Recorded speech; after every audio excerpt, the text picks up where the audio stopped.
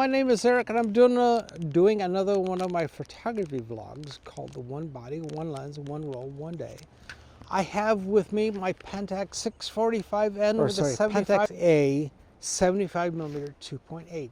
It is an A series, so I can set it for aperture priority so the camera can control the aperture if I lock in a shutter speed. Now, I can also set the f-stop and have the camera control the aperture.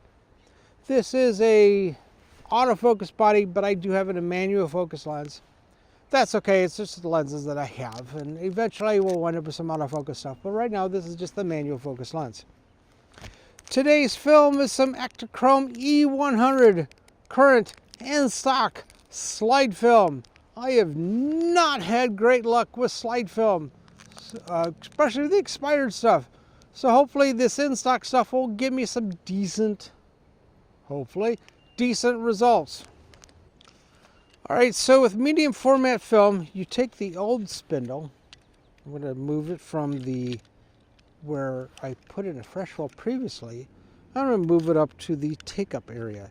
Now you would do this with any medium format camera, including twin lens cameras, Hasselblads, Bronicas, Mamiya C220s, Mamiya C330s. You take wherever the previous spindle was, you move it to the take-up spindle.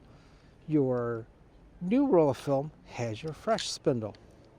So I'm going to lock it in here, but well, I'm going to say backwards. It's not backwards, but it's just the way this roll of film does. With Bronicas, Hasselblads, they have this carriage type thing, and you kind of roll it so that the black end of the paper that you get with a brand new roll of film. But usually you'll see some arrows, and you'll match it up to the triangle or the arrows on your take-up cartridge. Lock it in, and in this case I'm going to just hit the shutter button and it's going to move to the shot number 1. Everything that I've read says I don't care what the expiration date is, just to be safe, shoot it at rated speed. Now Massey Park, or right near Roger Ewing Park in Medina, is a disc golf, internationally known disc golf course.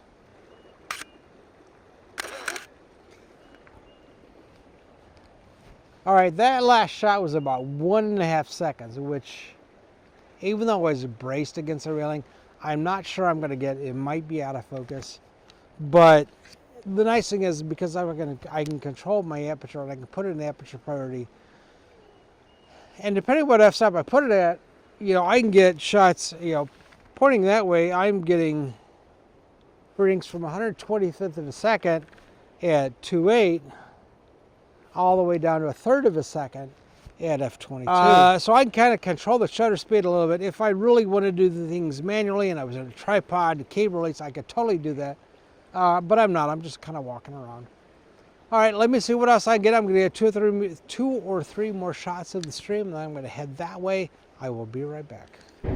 All right, so when you're shooting near train tracks, again, you need to make sure they are not live. Guess what? A train came by. Nice thing was, I was not on the tracks. So if you do shots near tracks, you need to make sure they are dead tracks, because you never know when a train's going to come through. I thought these were dead for the day. They're not, but that's okay because I wasn't on them anyway.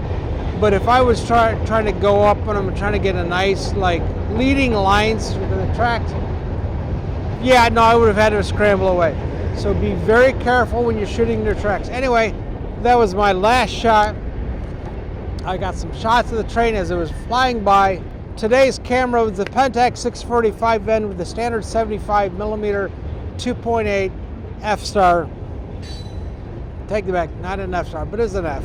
Today's film is a current in-stock E100 slide film. Feel free to give a thumbs up if I got some good shots.